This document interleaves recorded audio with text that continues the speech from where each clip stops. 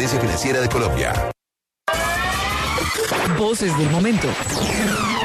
Las voces del momento tienen todo que ver con una encuesta de percepción sobre la educación que ha sido presentada esta mañana aquí en la capital del país, que envuelve varias aristas que me parece muy interesante. Yo creo que la recomendación, por lo menos sí para nuestros oyentes, es que lean el informe completo. Es un informe que se lee, digamos, se puede repasar de manera muy fácil y rápida, pero que sí nos da unos indicios bien interesantes para entender eso, la percepción, porque una cosa es lo que salen de algunas cifras del gobierno nacional y otras las que usted como ciudadano del común percibe, Montoya. Entonces una cosa es lo que dice afuera los estudiantes en Bogotá, otra la que dicen los estudiantes en la costa Caribe, que es bien impactante lo que pasa ahí. En fin, creo que está muy, muy interesante y por eso es la voz del momento. Y tenemos a una gran invitada que es la directora ejecutiva de esa fundación, que es Empresarios por la Educación. Hicieron una alianza, ¿no? Sí, es una iniciativa de dos organizaciones del sector empresarial, como bien lo decía, la Fundación Empresarios por la Educación y Cifras y Conceptos, que han sido los encargados de llevar esto al campo, ¿no? Al terreno, para buscar esas respuestas de esa percepción que precisamente, Rosario, usted estaba mencionando. Y voy a saludar a Andrea Escobar, que es la directora ejecutiva, que explicó muy bien esta mañana en ese lanzamiento de esta gran encuesta de opinión en educación. Así que, Andrea, bienvenida a Contrarreloj. ¿Cómo le va? Buenas tardes, Montoya y Rosario. Mil gracias por la invitación. Bueno, hablemos de la encuesta, de cómo se hizo y en dónde se hizo.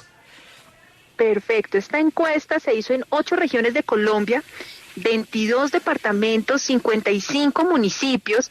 Fueron más de 1.800 encuestas toma hogares, 50 entrevistas a profundidad a secretarías de educación. Hicimos un pilotaje de entrevistas a 200 colegios, 200 tomas, de familias cercanas a instituciones educativas. Una muestra sin precedentes para el sector educativo. Bueno, ¿y cuáles fueron los principales temas que abordaron en la encuesta? En general fueron 10 temas que atañen al sector educativo. El primero es la percepción general. ¿Qué tanto está caminando el sector educativo? Las brechas educativas, infraestructura, la pandemia por la COVID-19, tecnología, docentes y directivos docentes, comunidad educativa, en general los padres de familia que tanto se han acercado, la institucionalidad, que tanto saben los colombianos y las colombianas, qué hace el Ministerio de Educación, qué hace la Secretaría de Educación, primera infancia y formación posmedia. Yo siento que hay una percepción, por lo que puedo ver en este momento en ese resumen ejecutivo que tenemos de esa gran encuesta, es bien interesante, por lo menos si nos situáramos en este momento solamente en la percepción sobre la educación en el país, pero en Bogotá específicamente. Entonces hablemos de la capital del país, que por lo que veo hay una percepción interesante y una muy buena percepción si lo comparamos con años anteriores, incluso bien anteriores, donde muchos han escrito hoy en las redes sociales. Estaba leyendo como en mi época esa percepción no habría sido la que tiene hoy Bogotá. Claro. Tiene una muy buena reputación, al parecer. Andrea, sáquenos usted de la duda lo que está pasando en términos de educación en la capital del país. Sí, lo que pasa es que Bogotá particularmente funciona como un distrito aparte de todo lo que sucede en Colombia. Comparar Bogotá con otras regiones es muy difícil. Hay mayor nivel de comunicación, hay mayor cercanía en general. Entonces, cuando vemos, por ejemplo, la pregunta de cómo percibo hoy la educación, en general en la encuesta lo que nos sale es que el 39% de los encuestados dicen que es peor cuando estudiaban. Pero cuando eso se le da doble clic a las regiones, pues claro, en Bogotá puntea, pues que es mucho más bajo, un 26%, pero si te vas a otras regiones como Pacífico, donde el desempeño en general de los estudiantes es más retador, donde hay mayores temas de ruralidad, Bogotá no cuenta con una ruralidad dispersa ni profunda, entonces pues ahí tienes unos retos que te cambia la percepción. Entonces aquí lo interesante es ver cómo pues Bogotá logra avanzar en este ejercicio de percepción, en comunicación. Los retos son distintos a los retos que suponen otras regiones del país que sí cuentan con grandes volúmenes de ruralidad dispersa. Es que la pregunta es también muy bien enfocada. Dice, porcentaje de colombianos que creen que la educación hoy es peor que cuando ellos estudiaban. O sea, si usted le pregunta... Sí, si esa pregunta a mí yo diría que es peor. Exacto. Entonces, Montoya, ¿usted considera hoy que la educación en Colombia es falta peor la profesora Melba, por ejemplo, que cuando usted estudiaba? Hay quienes dicen que sí, que es peor, pero el 41% dijo que era mejor que cuando estudiaba. Claro, me imagino que también tendrá que ver, Andrea, con que ahora, o sea, lo tomaron por el lado de la herramienta, de la tecnología, de todo ese tipo de cosas. Es que eso tiene que ver con el grupo etario de la pregunta, porque lo que identificamos es cuando uno le da también doble clic a esta respuesta, entre mayor la edad, y qué pena aquí con Montoya y demás, pues porque ahí estaríamos diciendo con el público, depende del grupo etario y de la edad, claro, se percibe mejor o peor la educación. No, pero sí. Entonces, pero mire que aquí le estoy diciendo joven por una razón, porque las personas mayores responden, la educación era mejor, ¿sabe? ¿Por qué? Porque había menos acceso, porque antes la educación, digamos que no era obligatoria, entonces no ir al colegio no era tan normal, y más bien se trabajaba. Sí. Pero entre más jóvenes se ha normalizado que ir a la escuela es importante, que estudiar es importante. Entonces, entre más jóvenes, y además ese es el futuro de la sociedad, se percibe que la educación ha desmejorado. Y eso supone un reto en política pública y supone un reto para poder decir, ok, ¿cómo le respondemos a estos jóvenes de hoy, a estos niños y niñas que hoy están en la escuela? Andrea, en la encuesta también hay un punto muy importante y está dedicado, claro, es que venimos de la pandemia y la encuesta trata ese tema de la educación durante la pandemia y eso de rebote le pega a la virtualidad. Sí, es que esto es bien interesante porque la pandemia sale en varios temas. Pues lo primero le preguntamos a los colombianos y las colombianas cómo percibían la educación virtual y el 70% dicen es peor que la presencial, es mejor la educación presencial.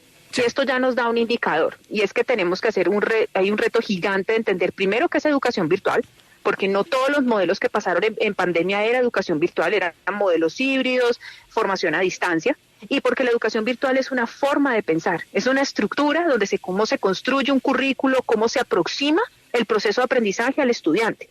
Pero ¿qué encontramos? Preocupaciones de los colombianos y las colombianas, dos frentes. En aprendizaje, parte de lo que pasa es pospandemia es... Primero, el 60% de los colombianos dicen los niños y las niñas y los jóvenes olvidaron temas. Hay un ejercicio que necesitamos ayudarlos a recuperar aprendizajes. 54%, ojo con este dato, dificultades en comprensión de lectura. 54% también rezago en matemáticas, áreas fundamentales. Pérdidas en las materias en general, más del 53% están respondiendo que están perdiendo las materias en general. Esto también es un tema con los maestros y las maestras de... pues porque se están rajando los pelados en los colegios. Y en el ejercicio de competencias socioemocionales, pues un 49% nos están hablando de la dificultad que han identificado en los niños para concentrarse. Por eso es tan importante la presencialidad. 47% dificultad para expresarse, para presentaciones orales, para hablar en público, para presentar, para relacionarse. Y un 44% que no siguen instrucciones. Y hay un dato que es no menor, que es un 40% identifica agresividad entre los compañeros. Y todo esto está relacionado en por qué la escuela es importante. Porque la escuela no es solo un espacio de aprendizaje, es un espacio donde establecemos lazos, donde aprendemos a autorregularnos, donde se aprenden límites, donde el relacionamiento nos va marcando una pauta para lo que en la vida, en la cotidianidad, vamos siendo como ciudadanos. Y esto es bien interesante de parte de lo que sucede con la pandemia. Y se pudiera conectar con otro dato de la encuesta, y es las materias que consideran que son más importantes los colombianos: lenguaje, matemáticas e inglés. Curiosamente, las tres áreas del conocimiento que identifican que hay rezagos pospandemia y que son los peores desempeños en las pruebas Saber 11, donde en inglés más del 80% de los estudiantes están ubicados en bajo desempeño en nuestro país.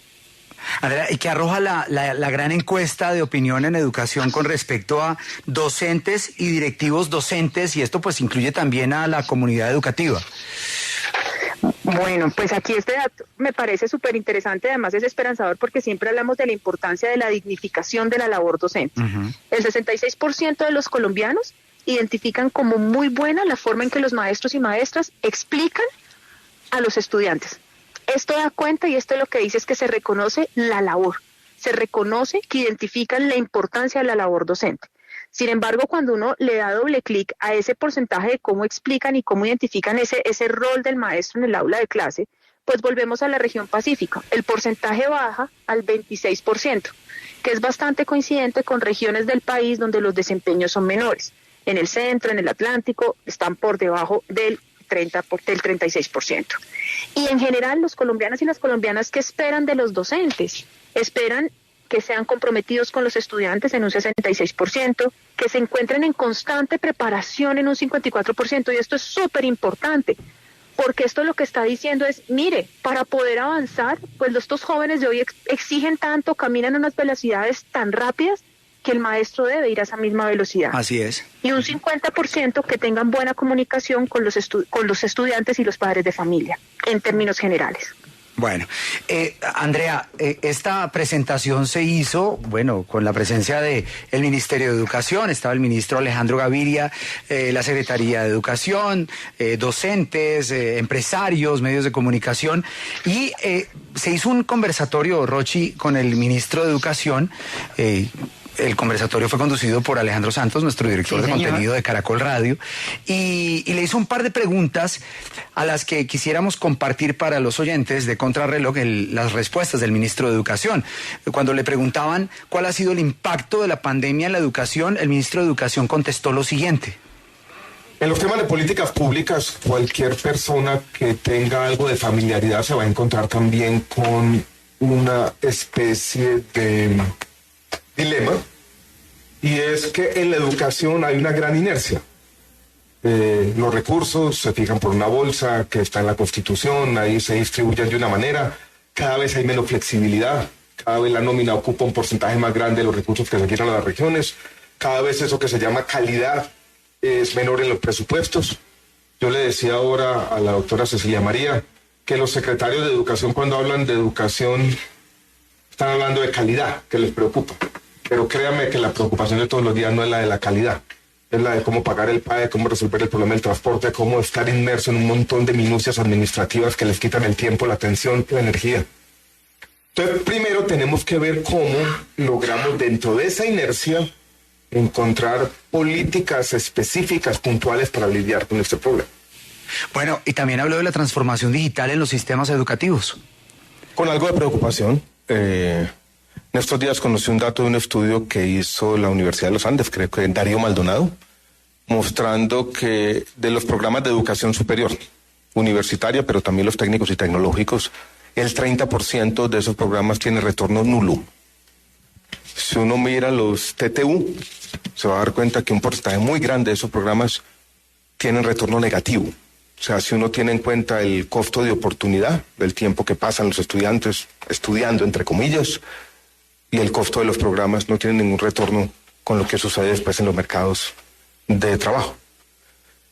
La brecha de habilidades es una de las grandes preocupaciones de desarrollo en América Latina.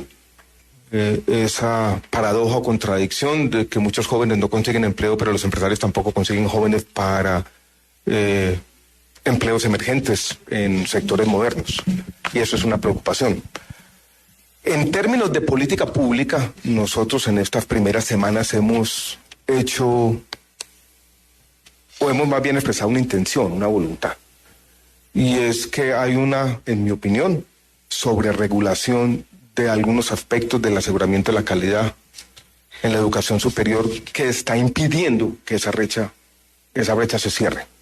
O sea, que está coartando la innovación, que no les está permitiendo a muchas instituciones que se muevan ágilmente para que eso ocurra, y que creamos no de manera deliberada, sino como consecuencia de esas derivas burocráticas que van ocurriendo en el Estado. Bueno, fue un conversatorio largo en el que el ministro, al final, Andrea, se comprometió a que esta encuesta va a servir para armar esa hoja de ruta, al menos esta percepción de lo que va a ocurrir en el futuro, en los próximos años, con este Plan Nacional de Desarrollo, en lo que tiene que ver con la educación. Andrea, ojalá que la encuesta la tengan ahí encima del escritorio y que vayan siguiéndola al pie de la letra para saber por dónde es que hay que atacar y dónde mejorar. Ese es el reto, Montoya, porque al final es tomar decisiones informadas y que estén alineadas no solamente con una mirada particular de un momento de gobierno, sino también con la corresponsabilidad de los territorios y de lo que espera la sociedad en general, porque hay un dato también en la encuesta y es: en general, más del 90% de los colombianos identifican la educación como importante, pero cuando se les pregunta por la utilidad en su vida diaria, baja 30 puntos a un 64%. Y eso es muy diciente, y es que la educación en general tiene por obligación cumplir esa promesa de valor, y es que sea un movilizador y que aporte al proyecto de vida de las personas. Si no, pues no estaría cumpliendo lo que se espera, que suceda cuando todos decidimos en el camino de la formación. Pues lo que queremos es que la educación en este país sea una educación digna, que mejore en su calidad y que tengamos estudiantes mucho más preparados. Así que, Andrea, invitamos a los oyentes a que vayan y busquen la encuesta, la lean, la traten de entender, es muy fácil. Está en la página oficial de la Fundación Empresarios por la Educación. Andrea, un abrazo, muchas gracias por estar con nosotros en Contrarreloj. Muchas gracias, Rosario y Montoya, por la invitación. Feliz tarde.